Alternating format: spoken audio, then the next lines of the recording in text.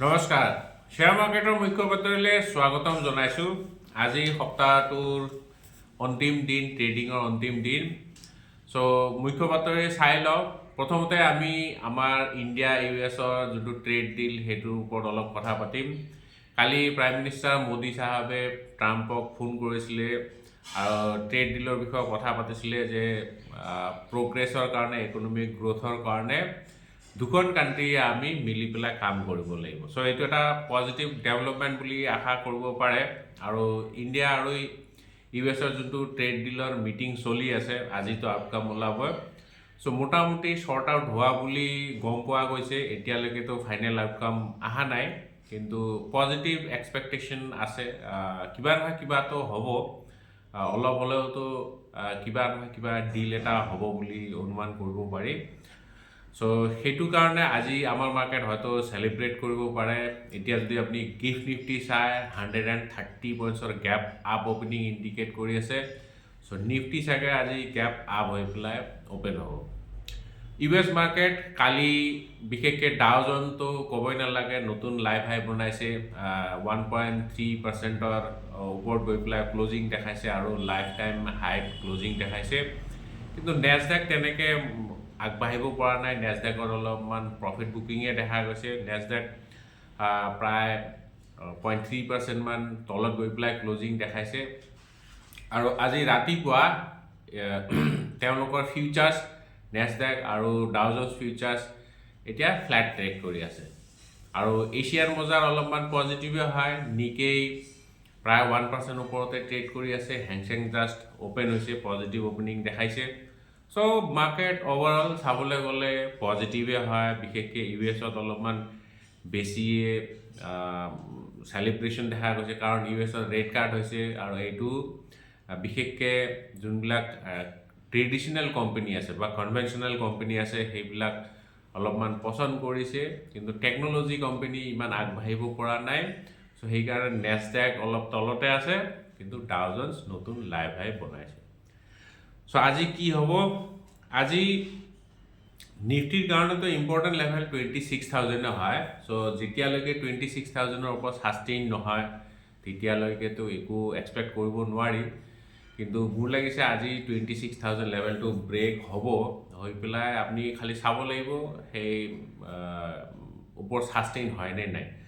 যদি ছাষ্টেইন হৈ যায়, তেতিয়াহ'লে আমি ফাৰ্ডাৰ ৰেলি এক্সপেক্ট কৰিব পাৰোঁ। আৰু যোনটো পুৰণা হাই আছে 26,300, সেইটো হাই ব্ৰেক হোৱাৰ চান্স আছে। লেটছ চি কি হয়। আৰু এইপিনে প্ৰিচিয়াছ মেটেলৰ মুভমেণ্ট অলপ চাব লাগিব। চিলভাৰটো ক'বই নালাগে, চিলভাৰ বল্লে বল্লে হৈ আছে। চিলভাৰে প্ৰায় 2 লাখ বুলি ক'ব পাৰে। আৰু কালি 1,99,220ৰ হাই বনাইছে। অলমষ্ট 2 লাখ। আৰু আমি যোনটো এক্সপেক্ট কৰিছিলোঁ সেইটো ফাইনেলি হ'লগৈ। ৰূপৰ মূল্য এতিয়া 1 কেজি ৰূপৰ মূল্য 2 লাখ টকা। গ'ল্ড তেনেকৈ আগবাঢ়িব পৰা নাই। 1,30,000 লেভেলতে এতিয়া আছে। 1 লাখ কালি অলপমান বাঢ়িছে, 1,32,000 মান পাইছেগৈ। ৰূপৰ মূল্য তেনেকুৱাই চলি আছে। কিন্তু সোণৰ মূল্য অলপমান কমকৈ আগবাঢ়িছে, কিন্তু চিলভাৰে নতুন হাই বনাই আছে। আজি আচ্ছা, আৰু এটা ভাল নিউজ আমাৰ কাৰণে, সেইটো হ'ল ব্ৰেণ্ট ক্ৰুড। যদি চাই, ব্ৰেণ্ট ক্ৰুড এতিয়া 61 লেভেলত ট্ৰেড কৰি আছে। সেইটো আমাৰ কাৰণে পজিটিভ হয়, আমাৰ ইণ্ডিয়ান কোম্পানীৰ কাৰণে পজিটিভ। আৰু অকল ইণ্ডিয়া বুলিয়েই নহয়, হোল ৱৰ্ল্ডৰ কাৰণে পজিটিভে হয়। ক্ৰুড অইল যিমানে তলত থাকিব, সিমানে আমাৰ মাৰ্কেটৰ কাৰণে ভাল। আজি কেইটামান IPO ওলাবলৈ গৈ আছে। বিশেষকৈ ICICI Pru, AMCৰ IPO। এইবিলাক AMC মানে মিউচুৱেল ফাণ্ড কোম্পানী। আৰু এইবিলাকত জেনেৰেলি পইচা ৰাইজৰ ছেফেই থাকে লং টাৰ্মত। যদিও সাংঘাতিক কিবা পইচা নবনে, কিন্তু পইচা মোটামুটি ছেফ থাকে। এইটো ICICI Pru, AMCৰ IPOটো চাব লাগিব কেনেকুৱা ৰেছপঞ্চ আহে। এতিয়া অলপমান ষ্টক স্পেচিফিক নিউজ চাওঁ। তাৰে ভিতৰত মই আজি অকল এটা কুৱেৰিয়ে ল'ম, টাইম অলৰেডি বহুত দেৰি হৈ গ'ল। দুল বড়োৱে লিখিছে, ছাৰ মোৰ ইণ্ডিয়ান অভাৰচিজ বেংকৰ 10,000 shares আছে, buying price 38 rupees. Okay, momentum expect কৰিব পাৰি নে as a PSU বুলি যে momentum আহিব তেনেকুৱা একো কথা নাই. Indian overseas bank তো Indian overseas, okay, Indian overseas bank 37 trade কৰি আছে এতিয়া, অলপমান লছত আছে. 58 হাই বনাইছে, মোটামুটি ভালে তলত, অলমষ্ট 40% বুলি ক'ব পাৰে, 45% মান কাৰেকশ্যন দেখাইছে. বুক ভেলু 1837 আপোনাৰ দুগুণতকৈ বেছি বুক ভেলু. এইটো দিগদাৰ হৈ যায়গা. ROE ঠিকে আছে বাৰু, ROC অলপমান কম.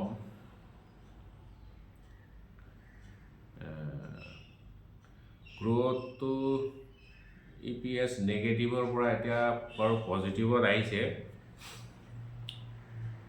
ৰেভিনিউ বহুত দিনৰ পৰা সেইটো লেভেলতে আছে. এইটো এটা গভৰ্ণমেণ্ট অফ ইণ্ডিয়াৰে কোম্পানী হয়, মানে PSU আৰু. অ'কে, এনেতো ইমান খাছ নহয়. চবতছে ডাঙৰ কথাটো হ'ল কোম্পানীটো অলপমান অভাৰ ভেলুড হৈ আছে. 2 টাইমছ বুক ভেলু ট্ৰেড কৰি আছে, গতিকে অভাৰ ভেলুড হৈ আছে. যদিও 40-45% কাৰেকশ্যন দেখাইছে, তথাপিও এইটো আপোনাৰ অভাৰ ভেলুড হৈ আছে. কিন্তু ইয়াতকৈ তলত যোৱা চান্স অলপ কমেই দেখা গৈছে. কিন্তু যে বেংকিং ছেক্টৰতে আগবাঢ়ি আছিল, এইটো কোম্পানী বা এইটো বেংক ইমান আগবাঢ়িব পৰা নাই, সেইটো বস্তু অলপ মন কৰিব লাগিব. চ' পুৰা ছেক্টৰ, বেংকিং ছেক্টৰটো ক'বলৈ গ'লে লাইফ টাইম হাই বনাই আছে. বহুত বেংক আপুনি চাব, SBI, HDFC bank, ICICI bank, federal bank, এনেকুৱা ধৰি পেলাই বহুত বেংকে হাই বনাইছে, লাইফ টাইম হাই বনাইছে. কিন্তু এইটো বেংক চোন উল্টাফালে মুভ কৰি আছে. চ' কিবা নহয় কিবাটো গড়বড় আছে, সেইটো বস্তু চাব লাগিব. কিন্তু অলৰেডি বহুতখিনি ডাউন হৈছে, এতিয়া আৰু তললৈ যোৱাৰ চান্স কম. কিন্তু ইমান কাৰেকশ্যন দেখুৱাৰ পিছতো অভাৰ ভেলুড যেন লাগি আছে. যিয়ে নহয়, স্পেচিফিক নিউজ চাম. আষ্ট্ৰা মাইক্ৰ'ৱেভ, এইটো এটা ডিফেন্স কোম্পানী হয়. কোম্পানীটোৱে IMDৰ পৰা, ইণ্ডিয়ান মেট্ৰলজিকেল ডিপাৰ্টমেণ্টৰ পৰা এটা অৰ্ডাৰ ৰিচিভ কৰিছে. 6 ক্লিষ্ট্ৰন বেছড এছ বেণ্ড পোলাৰিমেট্ৰিক ডপলাৰ, এইটো ৱেটাৰ ৰেডাৰ হয়. চ' সেইটো ছাপ্লাই আৰু লং টাৰ্ম মেইনটেনেন্সৰ কাৰণে এটা অৰ্ডাৰ ৰিচিভ কৰিছে. গতিকে আষ্ট্ৰা মাইক্ৰ'ৱেভ নিউজ ভাল, গতিকে ফ'কাছত থাকিব. GAIL gas authority of India limited, GST demand notice আহিছে, GST ডিমাণ্ড অৰ্ডাৰ এটা আহিছে 143 crores. এইটো CGSTৰ পৰা আহিছে, চেণ্ট্ৰেল GSTৰ পৰা আহিছে, দিল্লী ব্ৰাঞ্চৰ পৰা. চ' এইটো মেইনলি আহিছে non payment of GST on corporate guarantee. বেংকক যোনটো কৰ্পৰেট গেৰেণ্টি দিছে, তাৰ কাৰণে তেওঁলোকে যোনটো GST দিব লাগিছিল, সেইটো GST তেওঁলোকে দিয়া নাই. সেইটোৰ কাৰণে 143 crores এটা ডিমাণ্ড নটিচ আহিছে. গতিকে গেইলৰ কাৰণে নেগেটিভ নিউজ. তাৰপিছত চায়েণ্ট চাব লাগিব. চায়েণ্ট তেওঁলোকে Abu Dhabi and gulf computer মানে ADGCE, এটা টেকন'লজি কনচাল্টিং ছাৰ্ভিচ হয় আৰু ডিজিটেল ছাৰ্ভিচ প্ৰভাইডাৰ কোম্পানী হয়. এইটো মিডল ইষ্টৰ কোম্পানী. চ' সেইটো কোম্পানী একুৱেৰ কৰিবলৈ গৈ আছে চায়েণ্টে.